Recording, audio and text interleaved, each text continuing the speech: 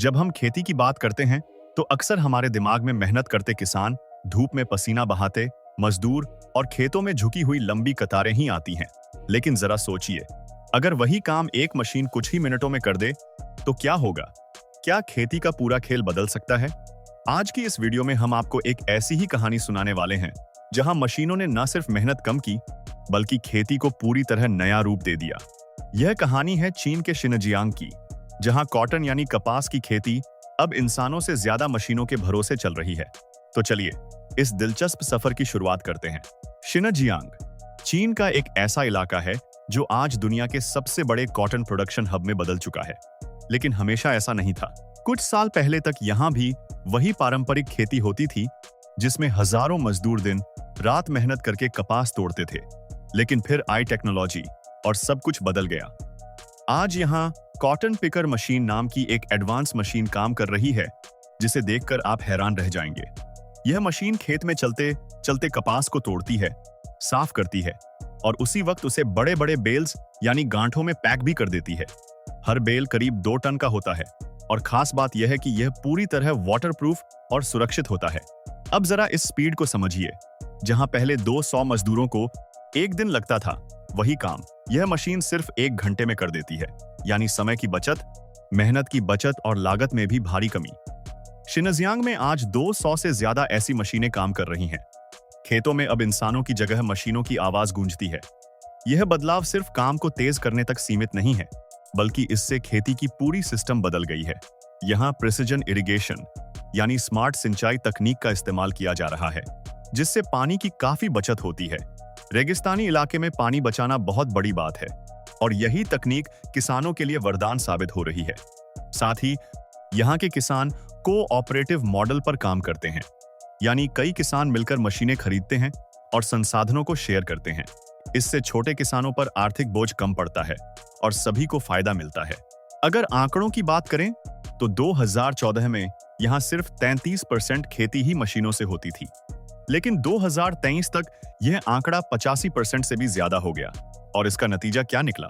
Record तोड़ उत्पादन। Xinjiang ने करीब 5 मिलियन टन से ज्यादा कॉटन उत्पादन किया, जो पहले के मुकाबले लगभग 40% ज्यादा है। अब जरा कल्पना कीजिए, इतनी तेजी, इतनी सटीकता और इतना बड़ा उत्पादन।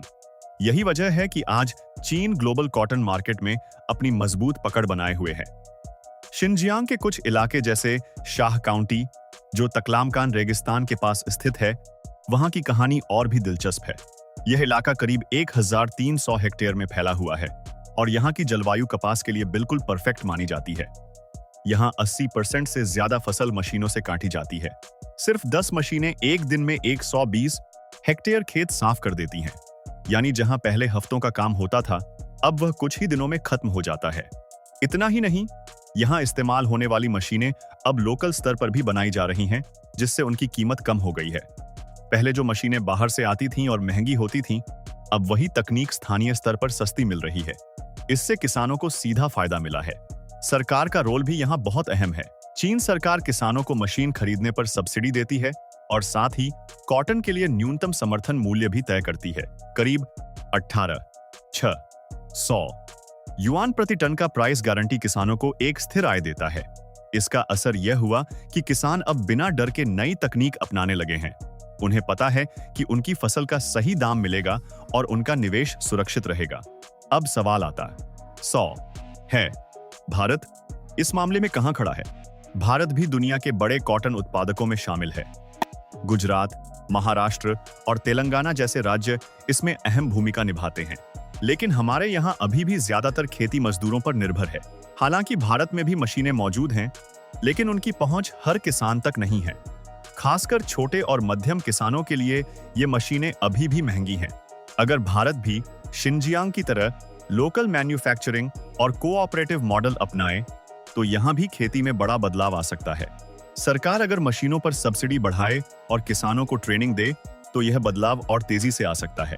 सोचिए, अगर भारत के किसान भी ऐसे ही हाई टेक मशीनों का इस्तेमाल करने लगें तो न सिर्फ उत्पादन बढ़ेगा बल्कि किसानों की जिंदगी भी आसान हो जाएगी।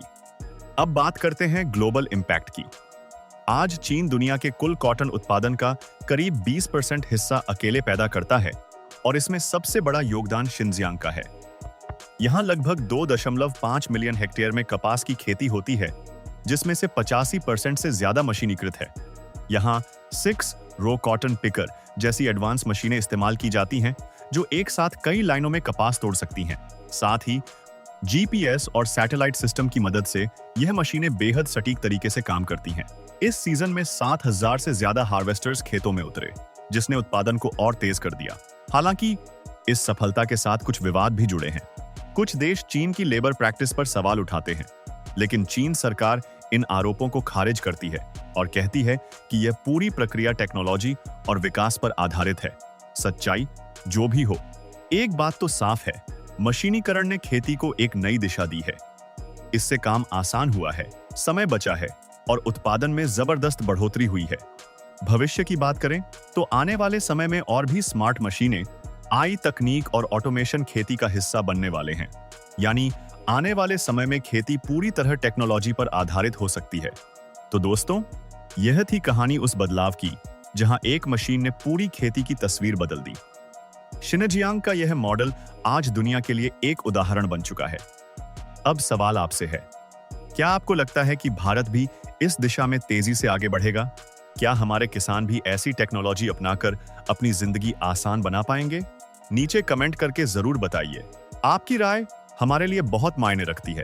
अगर आपको यह वीडियो पसंद आई हो तो इसे लाइक करें, अपने दोस्तों के साथ शेयर करें और ऐसे ही शानदार और जानकारी से भरे वीडियो देखने के लिए हमारे चैनल को सब्सक्राइब करना बिल्कुल ना भूलें।